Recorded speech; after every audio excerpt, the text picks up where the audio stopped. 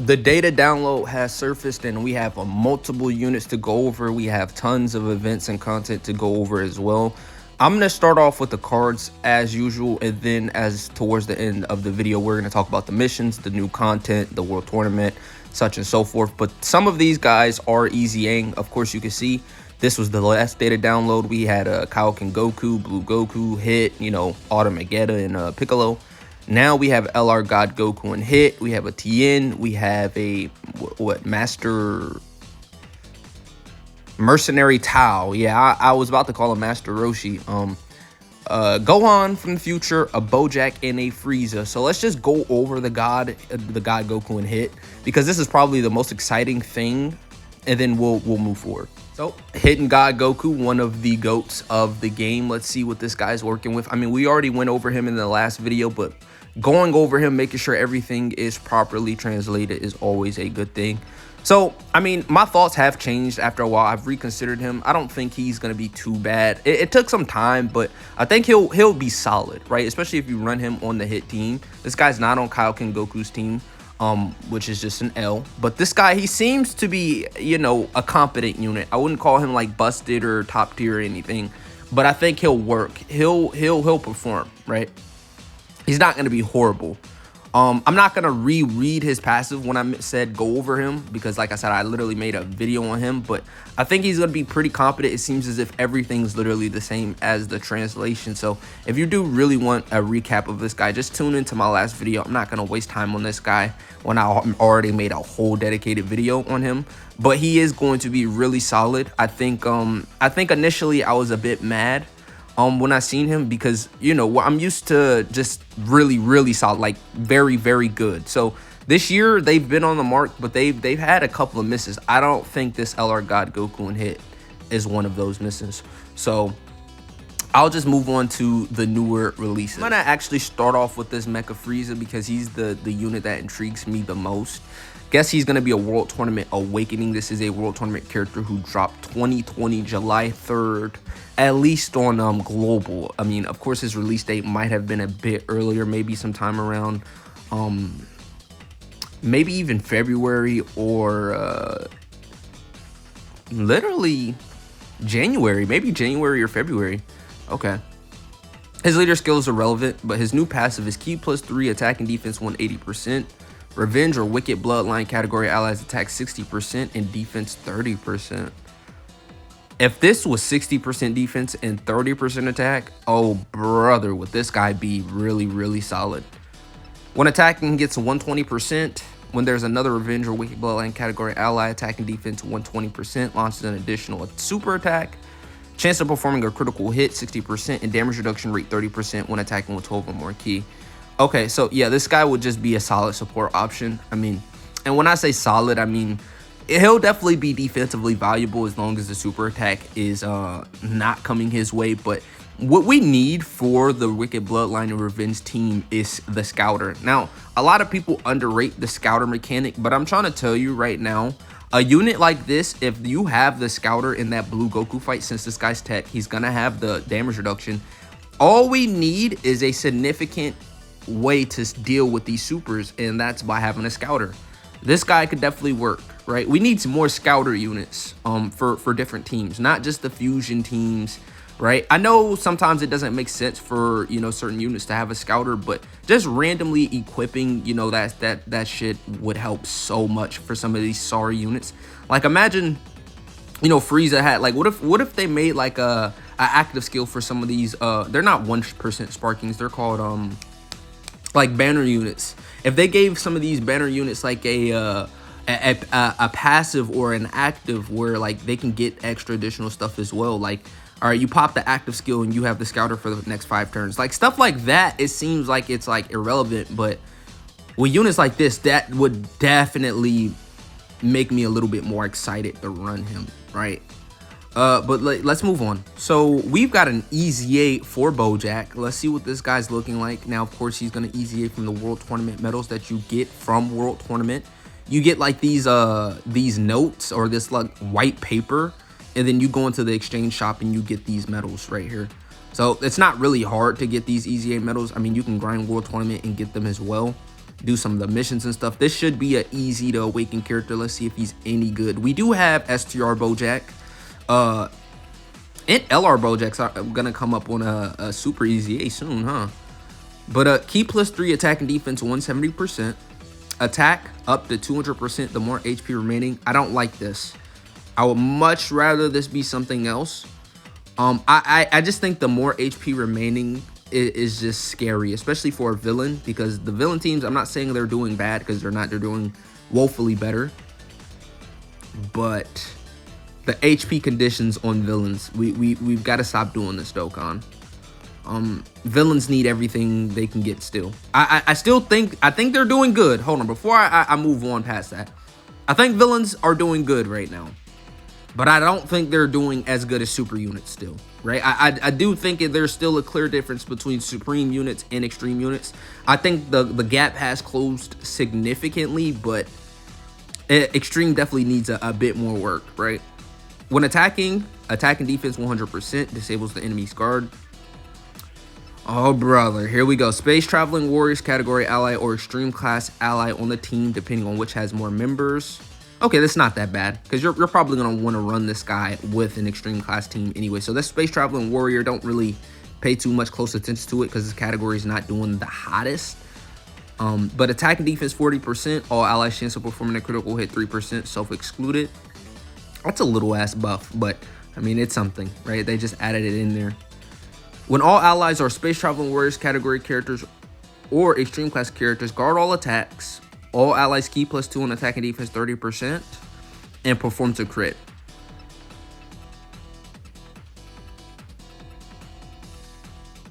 Okay, so he's just not gonna support himself. Okay, but he's gonna support everybody. I mean, he's got guard. He's not horrible. Let me know if you want me to make a showcase on this guy when he releases. We've got the Big Dundada Mercenary Tau. Let's see what his EZA is going to give us. This is a LR from the World Tournament, of course. You can see it right here. You're going to need 70 of these big boys, so make sure you grind the World Tournament. And you're going to need those sticky notes. I mean, Mercenary Tau is somebody a lot of people probably wouldn't go for, but I'm pretty sure this EZA is going to be pretty good. They've been hitting the mark with the free-to-play content. I think they're making these units runnable. I wouldn't say they're spectacular, but, think of the LR Demon King Piccolo for Anniversary, and, he's runnable. You could definitely run him, right? So his leader skill is 150% DB Saga. That actually matters because DB Saga needs more. So this is one of those rare times where I'm actually looking at that leader skill and I'm pretty happy about it.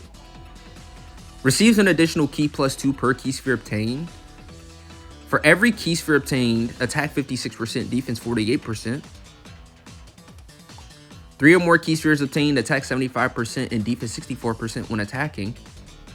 When attacking with 10 or more key, attack 108%. When receiving an attack with 10 or more key, defense 108%.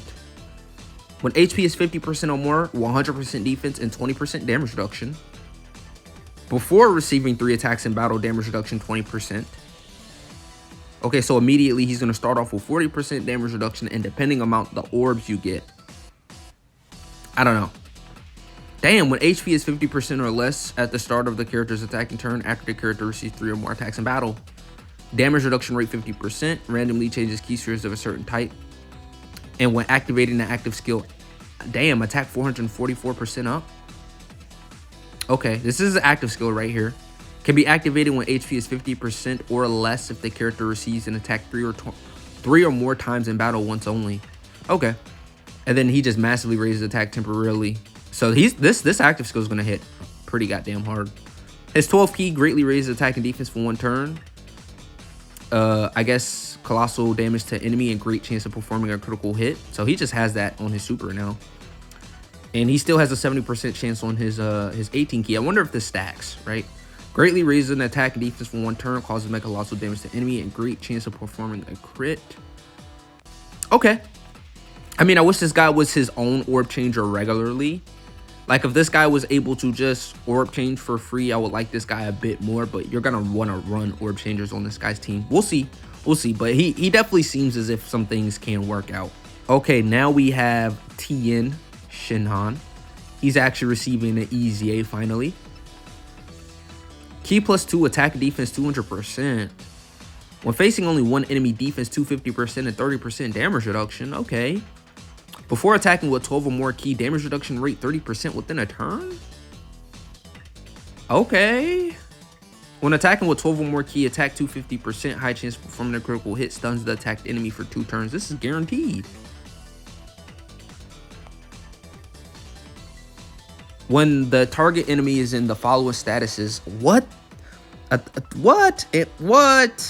I mean, it's only one time though, but this is going to be very common, especially because Tien is stunning, and stunning is something you can do. And if not stunning, you can debuff these enemies. Like most of the new red zones, you can at least defensively lower them or offensively lower them. You could do something.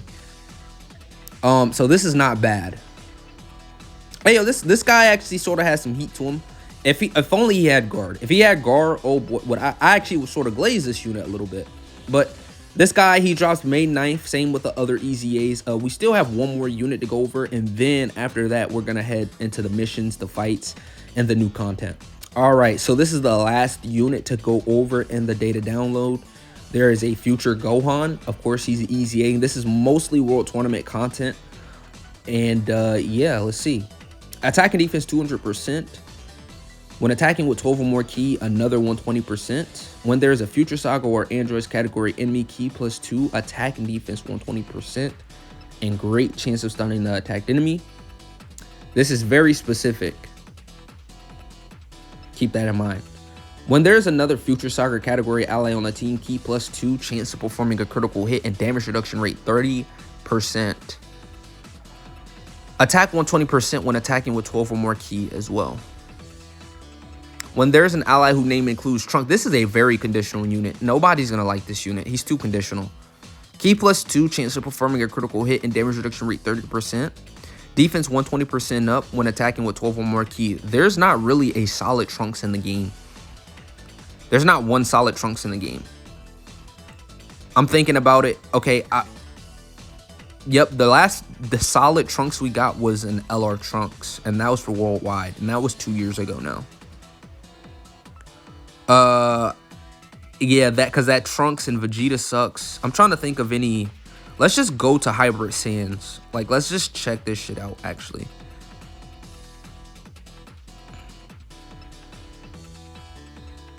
Let's just type in Trunks, I guess. Super Saiyan God Trunks. Okay, Goten and Trunks. All right, there's a few options. This is a solid banner unit Trunks. This is actually a solid easy A Trunks. There's some Trunkses we can work with, actually. I was thinking about this LR, but there's a decent amount of Trunkses. Like this one, if anything, Goten and Trunks is definitely a staple. Yeah, Goten and Trunks is definitely a staple. We're good. We're good. But yeah, I think this guy's a little too conditional to really enjoy. Let's go to Twitter. Let's look at the other content, the major releases, the major stuff that are going to give us stones and stuff like that. And then I'm going to wrap this video up. All right, so we are here on X. Thanks, Proton10MG. Make sure you go follow this guy on Twitter if you want the latest news and information on all the data downloads and stuff like that. This is the plug. This guy's basically saying right here that we're guaranteed to get a new LR and a TUR Easy A, which I am fully expecting to be Easy A Kepler. This guy's on the mark mostly 100% of the time. He's always right. It's basically why I'm giving you this plug right here. And he's saying that there's a new LR coming out, which we also are expecting. I'm actually expecting the TUR to be Caulifla and Kale. Well, I don't know who the new LR is going to be. Probably summonable, but we'll see. We've got new missions for the Fight and Legend Frieza event. This is going to drop on the 13th. So we actually have a few missions here. One is clear once with super bosses, once is clear with 6 mastered evolution, and one is 6 rapid growth.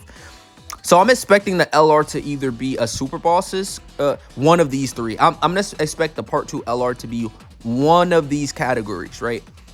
Rapid growth, mastered evolution, or super bosses. That's what the LR is definitely gonna be. I don't think it's gonna be super bosses. I definitely am moving. I mean, it could definitely be super bosses because we are in like this arc right now of U6 and U7. It can easily be an extreme LR, but who would the extreme LR be?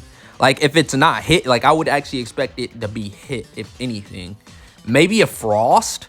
Maybe like I don't know. I'm not even gonna theorize that right now in this video. We'll make another video theorizing what the Part 2 LR can be, maybe the 10th or the 11th. But yeah, we do have Fighting Legends Frieza. We have some missions there. Okay, we're getting special stickers and stuff like that. Okay, for yeah, Goku Day. Yeah, Goku Day.